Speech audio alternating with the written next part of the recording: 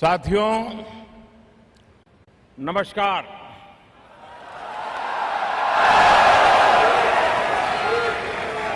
केम छो?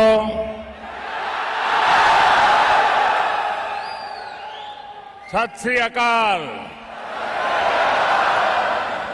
वणक्कम, नमस्कारम।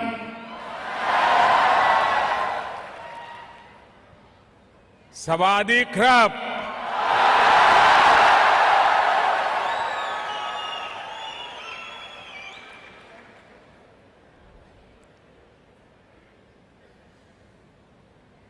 प्राचीन स्वर्ण भूमि थाईलैंड में आप सबके बीच आकर के ऐसा लग रहा है कि आपने इस स्वर्ण भूमि को भी अपने रंग से रंग दिया है।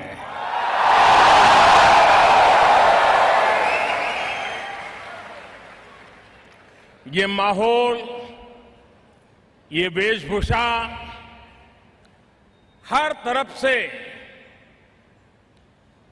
अपनेपन का एहसास दिलाती है।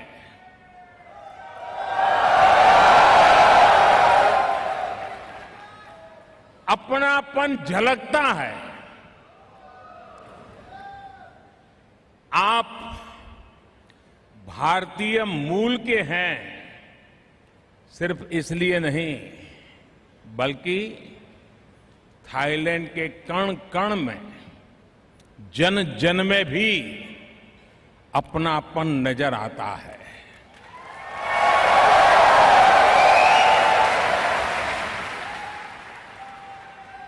यहां की बातचीत में, यहां के खान पान में, यहां की परंपराओं में, आस्था में, आर्किटेक्चर में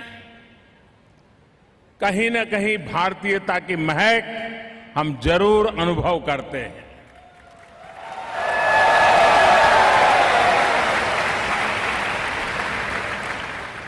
साथियों, पूरी दुनिया ने अभी अभी दीपावली का त्योहार मनाया है। यहां थाईलैंड में भी भारत के पूर्वांचल से भी काफी संख्या में लोग आए हैं।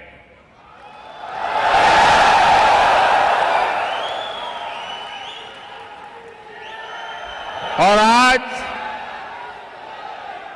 पूर्वी भारत में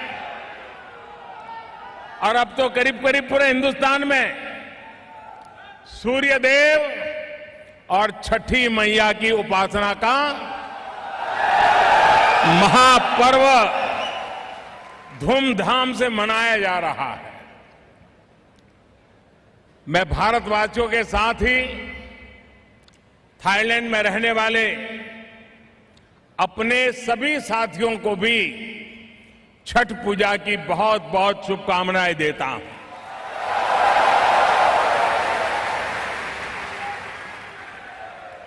साथियों, थाईलैंड की यह मेरी पहली ऑफिशियल यात्रा है। 3 साल पहले थाईलैंड नरेश के स्वर्गवास पर मैंने शोक संतप्त भारत की ओर से यहां रूबरू में आकर के उन्हें श्रद्धांजलि अर्पित की थी। और आज थाईलैंड के नए नरेश के राजकाल में और मेरे मित्र प्रधानमंत्री प्रचुत यान ओच के निमंत्रण पर मैं भारत आसियान समिट में भाग लेने आज यहां आया हूं।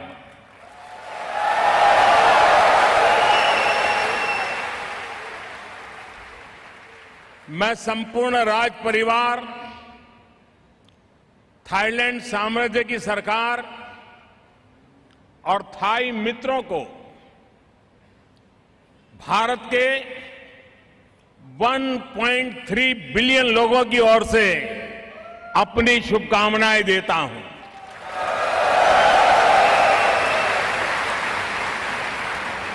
साथियों, थाईलैंड के राज परिवार का भारत के प्रति लगाव हमारे घनिष्ठ और ऐतिहासिक संबंधों का प्रतीक है।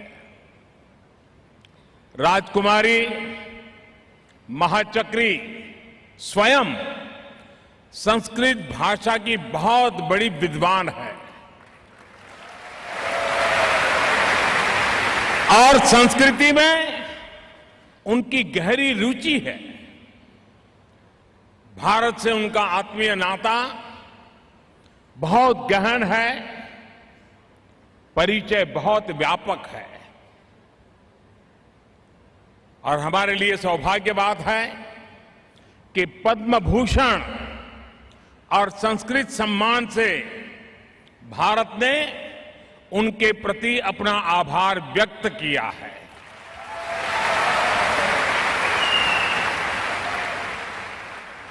साथियों, क्या आपने सोचा है कि हमारे रिश्तों में इतनी आत्मीयता आई कैसे?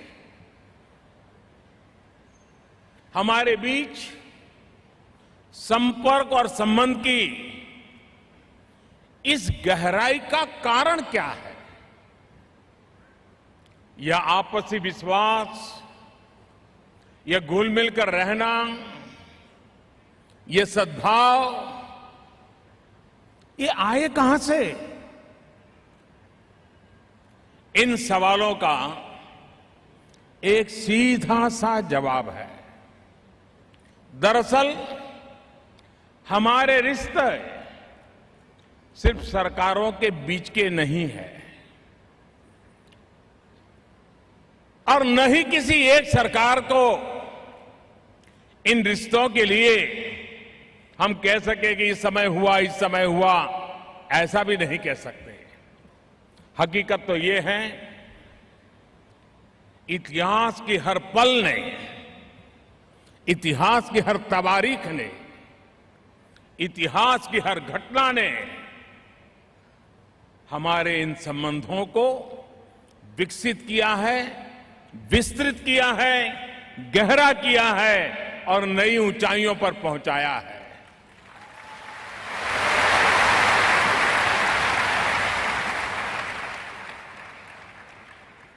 ये रिश्ते दिल के हैं, आत्मा के हैं, आस्था के हैं, आध्यात्म के हैं।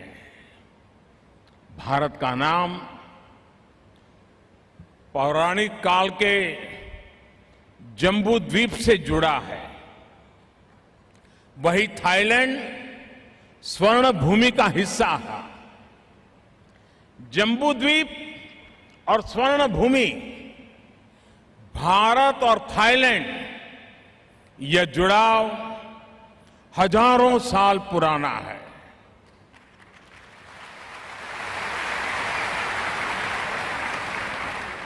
भारत के दक्षिण, पूर्वी और पश्चिमी तट हजारों साल पहले दक्षिण पूर्वी एशिया के साथ समंदर के रास्ते से जुड़े। हमारे नाविकों ने तब समुद्र की लहरों पर हजारों मील का फासला तय करके समृद्धि और संस्कृति के जो सेतु बनाए, वो आज भी विद्यमान है।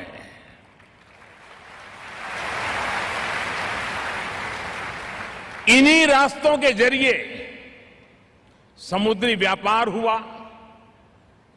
इन्हीं रास्तों से लोग आए गए और इन्हीं के जरिए हमारे पूर्वजों ने धर्म और दर्शन, ज्ञान और विज्ञान, भाषा और साहित्य, कला और संगीत और अपनी जीवन शैली भी साझा की।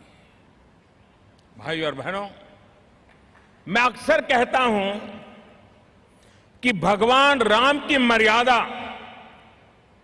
और भगवान बुद्ध की करुणा, ये दोनों हमारी साझी विरासत है।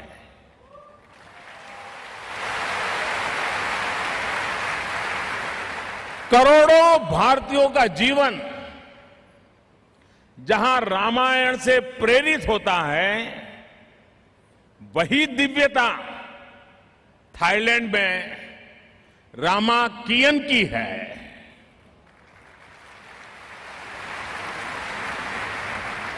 भारत की अयोध्या नगरी थाईलैंड में अयोध्या हो जाती है। जिन नारायण ने अयोध्या में अवतार लिया, उनके पावन पवित्र वाहन गरुड़ के प्रति थाईलैंड में अप्रतिम श्रद्धा है। साथियों, हम भाषा के ही नहीं, भावना के स्तर पर भी एक दूसरे के बहुत नजदीक है। इतने नजदीक कि कभी कभी हमें इसका आभास भी नहीं होता। जैसे आपने मुझे कहा सवादी मोदी, इस सवादी का संबंध संस्कृत के शब्द स्वस्ति से है। इसका अर्थ है सु प्लस अस्ति, यानी कल्याण।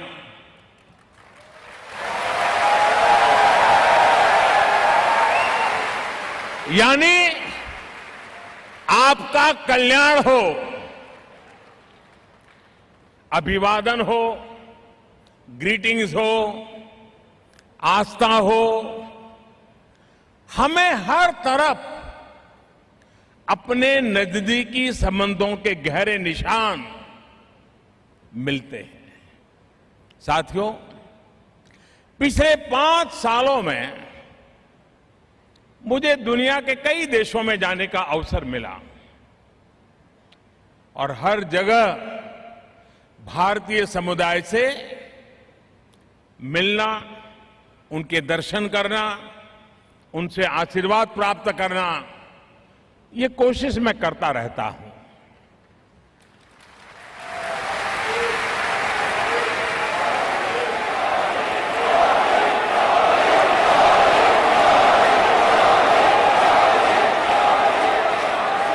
और आज भी आप इतनी बड़ी तादाद में आशीर्वाद देने के लिए आए, मैं आपका बहुत आभारी हूं।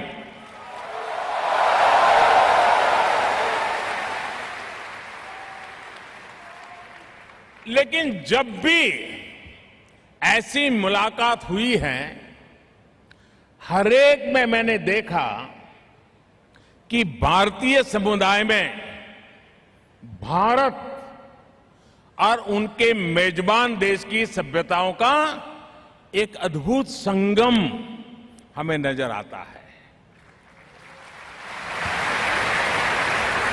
मुझे बड़ा गर्व होता है कि आप जहां भी रहें, आप में भारत रहता है। आपके भीतर भारत की संस्कृति और सभ्यता के मूल्य जीवंत रहते हैं। मुझे उतनी ही खुशी तब भी होती है जब उन देशों का नेतृत्व, वहां के नेता, वहां के बिजनेस लीडर्स भारतीय समुदाय की प्रतिभा, परिश्रम और अनुशासन की तारीफ करते हैं। मुझे बहुत गर्व होता है।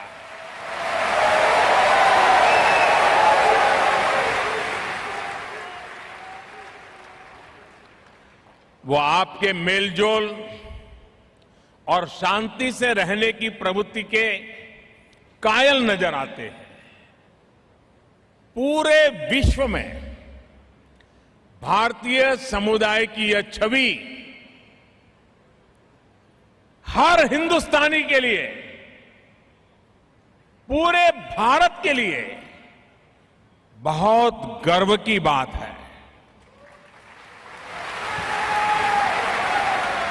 और इसके लिए विश्व भर में फैले हुए आप सभी बंधु बधाई के पात्र हैं। साथियों, मुझे इस बात की भी खुशी होती है कि विश्व में जहां भी भारतीय हैं, वे भारत से संपर्क में रहते हैं। भारत में क्या हो रहा है इसकी खबर रखते हैं, और कुछ लोग तो खबर ले भी लेते हैं।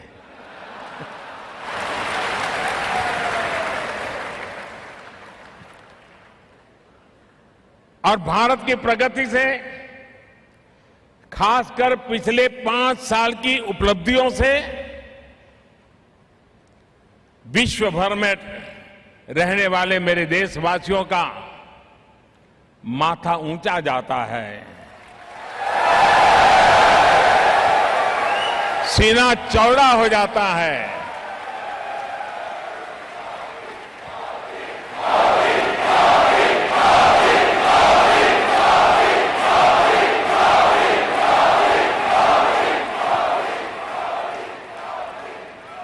उसका आत्मविश्वास अनेक गुना बढ़ जाता है, और यही तो देश की ताकत होती है।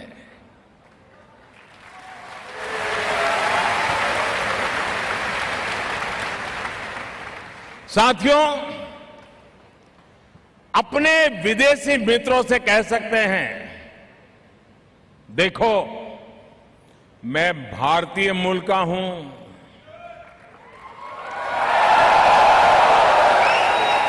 और मेरा भारत कैसी तेजी से कितना आगे बढ़ रहा है।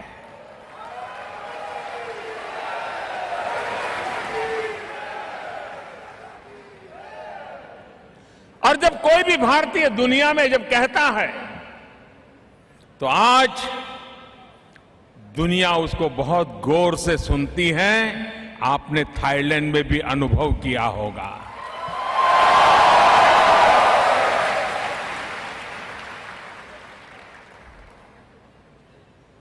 क्योंकि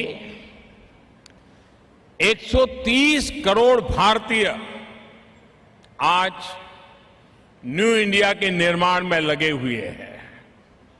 आप में से अनेक साथी जो 5-7 साल पहले भारत गए हों, उनको अब वहां जाने पर सार्थक परिवर्तन स्पष्ट अनुभव होता होगा।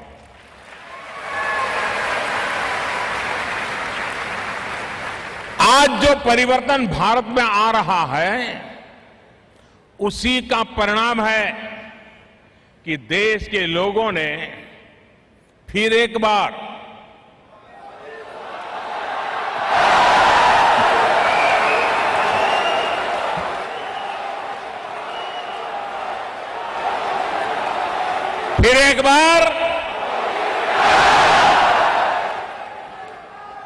देशवासियों ने फिर एक बार मुझे, अपने इस सेवक को, बीते लोकसभा चुनाव में पहले से भी अधिक आशीर्वाद दिया है।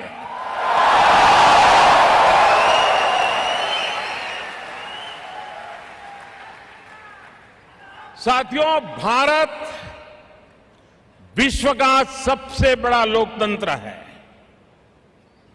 और यह हमारे लिए गर्व की बात है कि हम पूरे संसार के सबसे बड़े लोकतंत्र हैं, और दुनिया ये भी जानती भी है।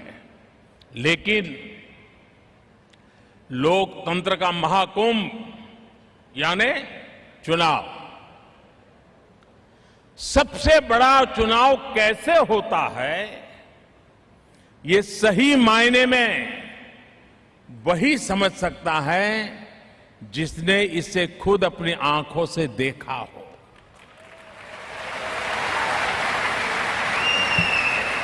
आप संभवतः जानते होंगे कि इस साल के आम चुनावों में इतिहास में सबसे ज्यादा 60 करोड़ मतदाताओं ने मत डाले हैं, वोट डाले हैं। ये विश्व की लोकतंत्र के इतिहास की सबसे बड़ी घटना है और हर भारतीय को इस बात का गर्व होना चाहिए।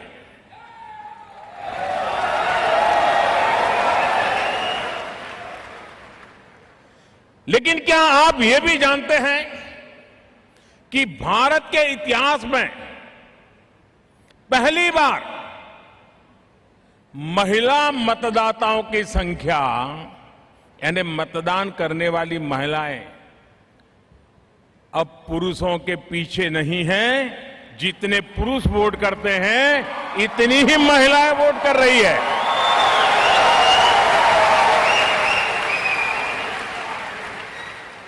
इतना ही नहीं, इस बार पहले से कहीं ज्यादा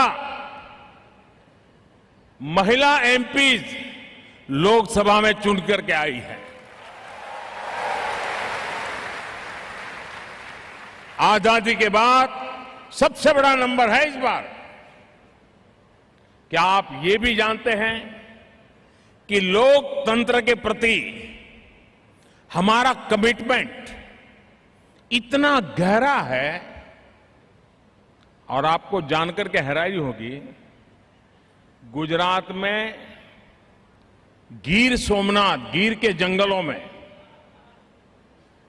एक मतदाता रहता है, वहां एक जंगल में, पहाड़ी में।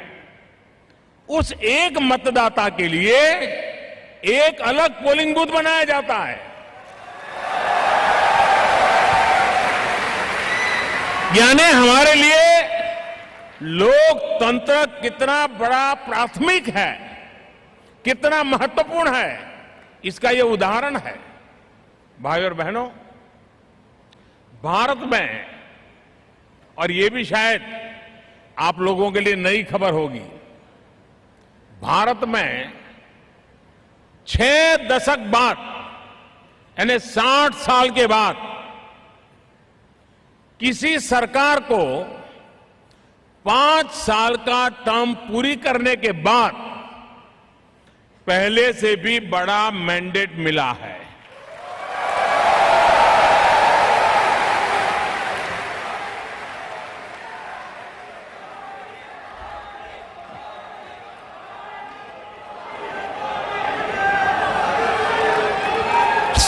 साल पहले एक बार ऐसा हुआ था, 60 साल के बाद ये पहली बार हुआ है।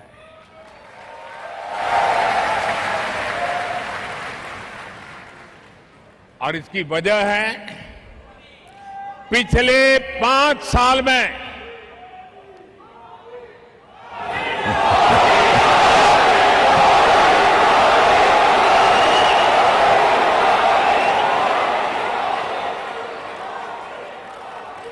इसकी वजह है पिछले 5 साल में भारत की उपलब्धियां।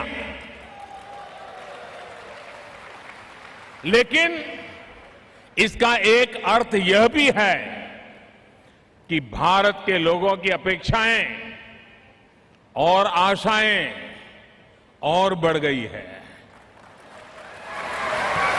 जो काम करता है लोग उसी से तो काम मांगते हैं।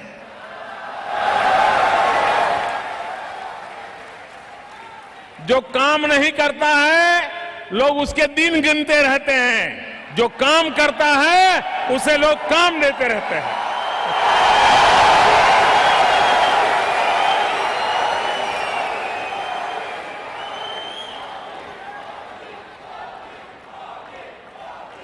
और इसलिए साथियों, अब हम उन लक्ष्यों को हासिल करने के लिए काम कर रहे हैं जो कभी असंभव लगते थे।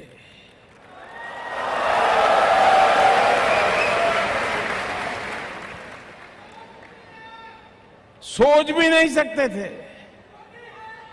मान के बैठे थे तो हो नहीं सकता है।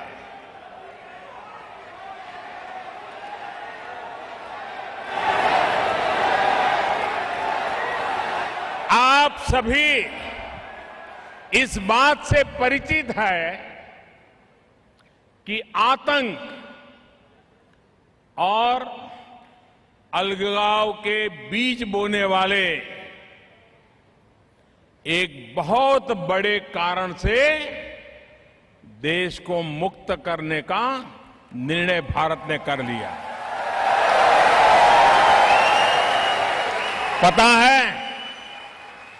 पता है क्या किया? क्या किया?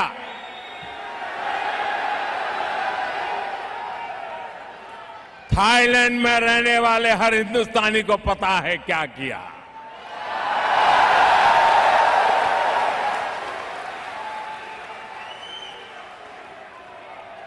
जब निर्णय सही होता है, इरादा सही होता है, तो उसकी गूंज दुनिया भर में सुनाई देती है और आज मुझे थाईलैंड में भी सुनाई दे रही है।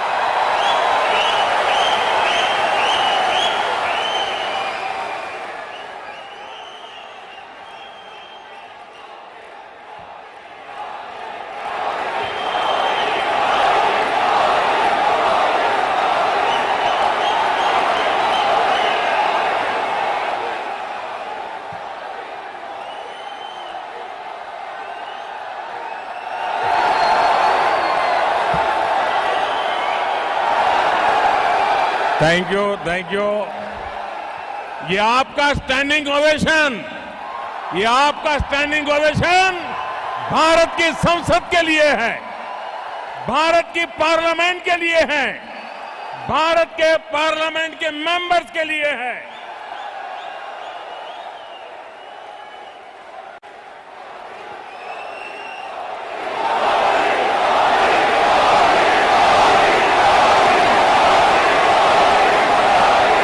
आपका ये प्यार, आपका ये उत्साह, आपका ये समर्थन हिंदुस्तान के हर पार्लियामेंट मेंबर के लिए बहुत बड़ी ताकत बनेगा।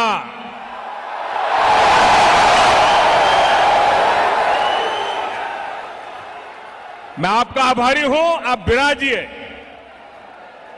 Thank you.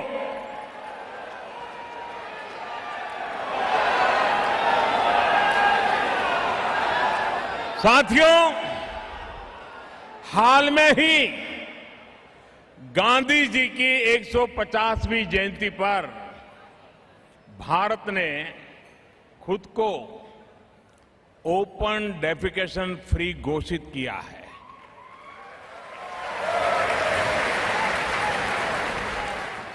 इतना ही नहीं, आज भारत के गरीब से गरीब का किचन धुएं से मुक्त, स्मोक फ्री हो रहा है। 8 करोड़ घरों को हमने 3 साल से भी कम समय में मुफ्त एलपीजी गैस कनेक्शन दिए हैं। 8 करोड़,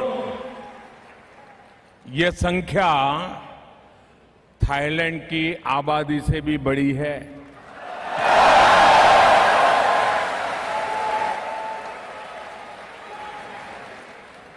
दुनिया की सबसे बड़ी health care scheme Ayushman Bharat आज करीब 50 करोड़ भारतीयों को 5 लाख रुपए तक के मुफ्त इलाज की हेल्थ कवरेज दे रही है। अभी इस योजना को अभी 1 साल पूरा हुआ है, लेकिन करीब 60 लाख लोगों को इसके तहत मुफ्त में इलाज मिल चुका है।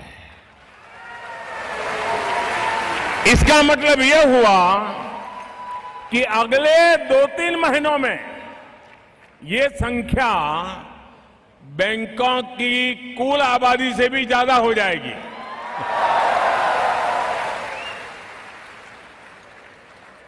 साथियों, बीते 5 सालों में हमने हर भारतीय को बैंक खाते से जोड़ा है, बिजली कनेक्शन से जोड़ा है और अब एक मिशन लेकर के हम चल पड़े हैं, हर घर तक पर्याप्त पानी के लिए काम कर रहे हैं।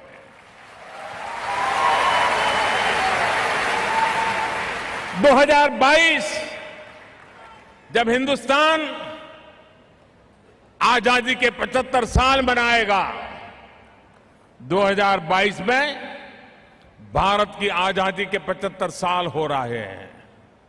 2022 तक हर गरीब को अपना पक्का घर देने के लिए भी पूरी शक्ति के साथ प्रयास किया जा रहा है। मुझे विश्वास है कि भारत की इन उपलब्धियों के बारे में जब आप सुनते होंगे तो गर्व की अनुभूति और बढ़ जाती होगी।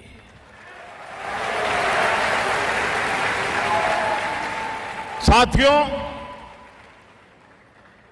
मंच पर जब मैं आया उसके तुरंत बाद थोड़ी देर पहले भारत के 2 महान सपूतों,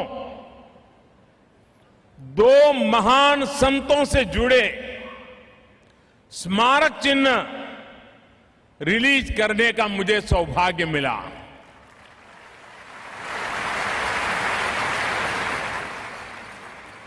मुझे याद है 3-4 साल पहले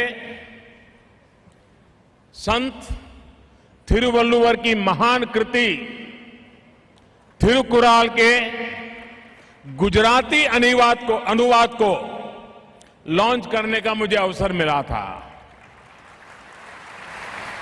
और अब थिरुकुराल के थाई भाषा में अनुवाद से मुझे विश्वास है इस भूभाग के लोगों को भी बहुत लाभ होगा, क्योंकि ये सिर्फ एक ग्रंथ नहीं बल्कि जीवन जीने के लिए एक गाइडिंग लाइट है। लगभग 2500 साल पहले के इस ग्रंथ में जिन मूल्यों का समावेश है वे आज भी हमारी अनमोल धरोहर है। उदाहरण के लिए संत थिरुवल्लुवर कहते हैं, तालाट्री तंदपोल एलम तक्करक बेलायणमयी सैदर पोरट्टू, यानी योग्य व्यक्ति परिश्रम से जो धन कमाते हैं उसे दूसरों की भलाई में लगाते हैं। भारत और भारतीयों का जीवन आज भी इस आदर्श से प्रेरणा लेता है। साथियों, आज गुरु नानक देव जी के 550वें प्रकाशोत्सव के उपलक्ष्य में स्मारक सिक्के भी जारी किए गए हैं और मुझे बताया गया है कि यहां बैंकॉक में आज से 50 साल पहले गुरु नानक देव जी का 500वां प्रकाशोत्सव बहुत धूमधाम से मनाया गया था। मुझे विश्वास है कि उनका 550वां प्रकाशोत्सव उससे भी भव्य तरीके से मनाया जाएगा।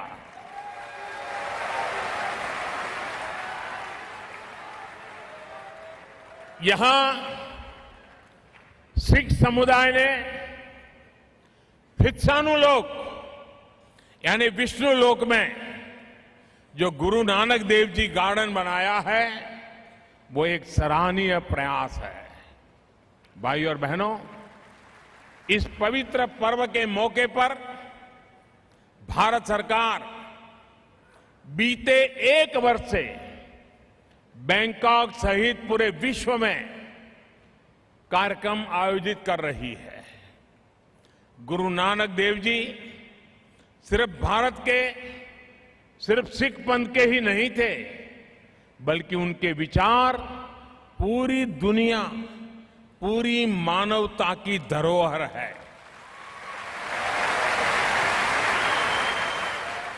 और हम भारतीयों की ये विशेष जिम्मेदारी है कि अपनी विरासत का लाभ पूरी दुनिया को दें। हमारा प्रयास है कि दुनिया भर में सिख पंथ से जुड़े साथियों को अपनी आस्था के केंद्रों से जुड़ने में आसानी हो। साथियों, आपको इस बात की भी जानकारी होगी कि कुछ दिनों बाद करतारपुर साहिब से भी अब सीधी कनेक्टिविटी सुनिश्चित होने वाली है। 9 नवंबर को करतारपुर कॉरिडोर खुलने के बाद अब भारत से श्रद्धालु सीधे करतारपुर साहिब जा सकेंगे।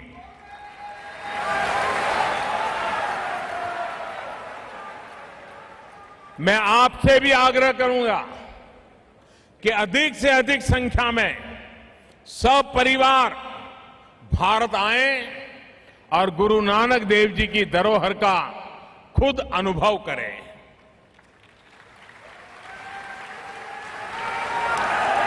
साथियों, भारत में भगवान बुद्ध से जुड़े तीर्थ स्थलों का आकर्षण और बढ़ाने के लिए भी सरकार निरंतर कार्य कर रही है।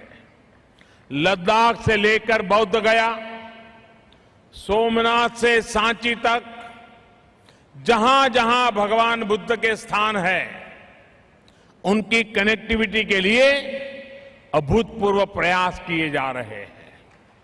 ऐसे स्थानों को बुद्ध सर्किट के रूप में डेवलप किया जा रहा है। वहां आधुनिक सुविधाओं का निर्माण किया गया है। मुझे विश्वास है कि जब आप सभी थाईलैंड के अपने मित्रों के साथ वहां जाएंगे तो एक अभूतपूर्व अनुभव आपको मिलेगा।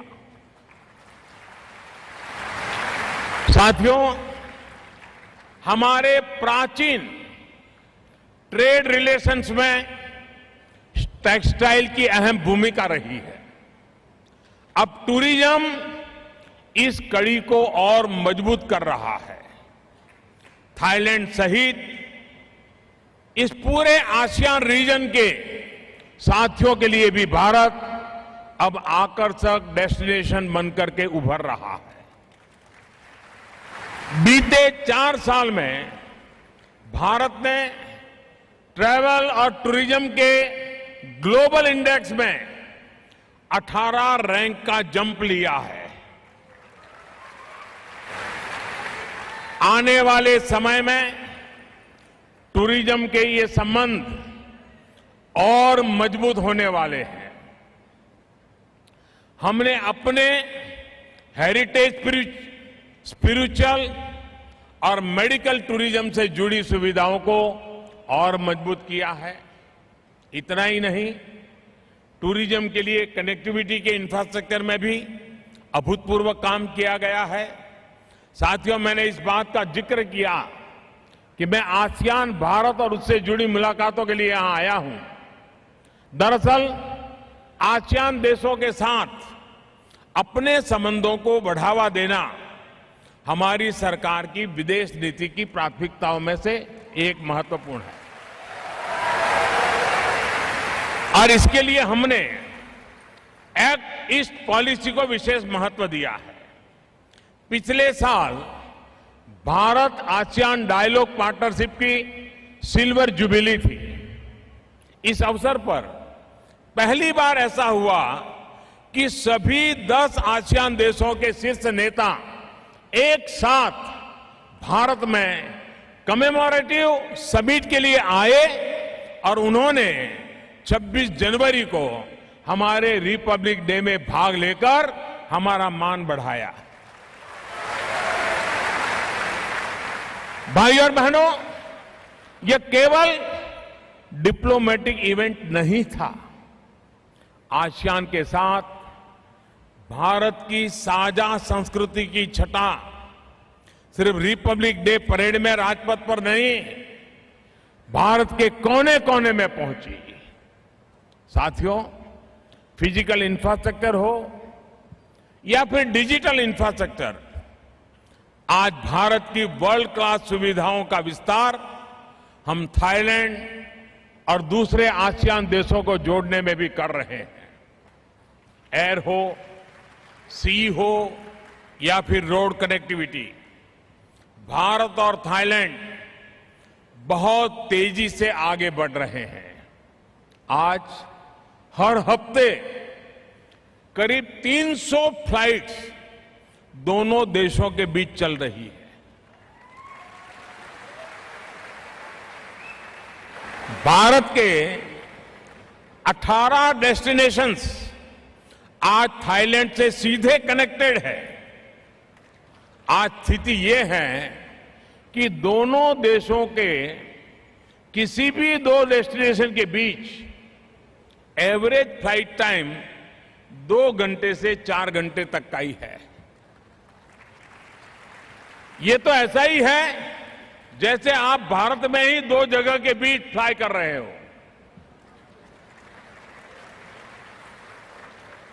मेरी पार्लियामेंट्री कॉन्स्टिट्यूंसी, मेरा संसदीय क्षेत्र,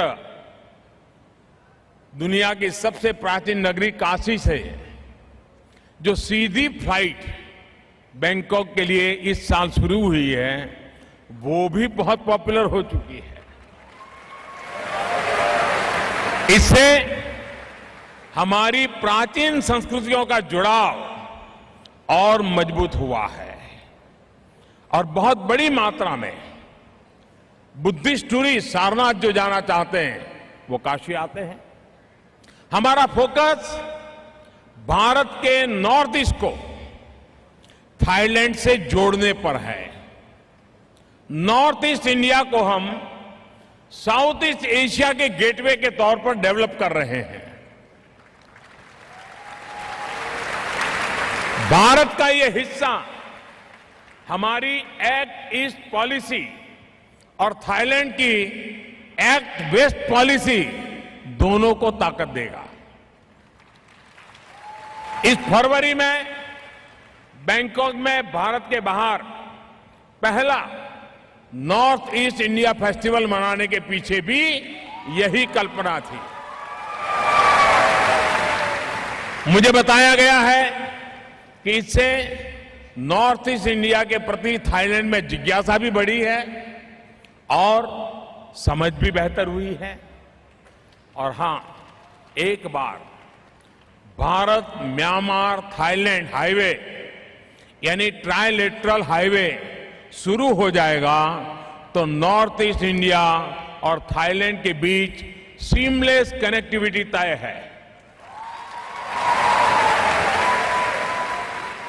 इससे इस पूरे क्षेत्र में ट्रेड भी बढ़ेगा, टूरिज्म भी बढ़ेगा और ट्रेडिशन को एक नई ताकत मिलेगी।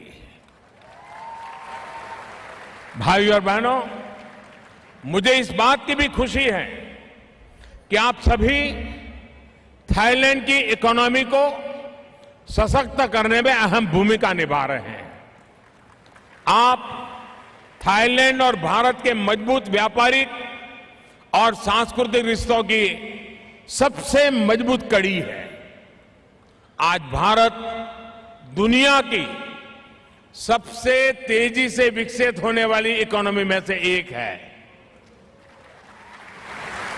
आने वाले 5 वर्षों में $5 ट्रिलियन की इकोनॉमी बनने के लिए भारत पूरी शक्ति से जुटा है।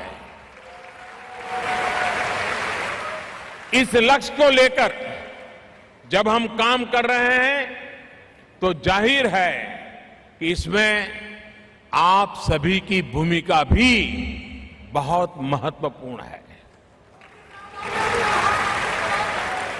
साथियों, आज हम भारत में टैलेंट को, इनोवेटिव माइंड को एनकरेज कर रहे हैं।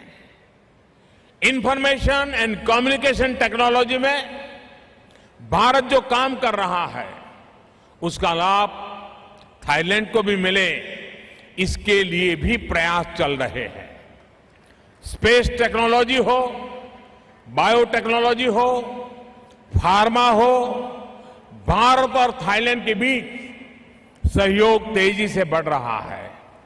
हाल में हमारी सरकार ने भारत और आसियान देशों के बीच रिसर्च एंड डेवलपमेंट के क्षेत्र में एक अहम फैसला लिया है।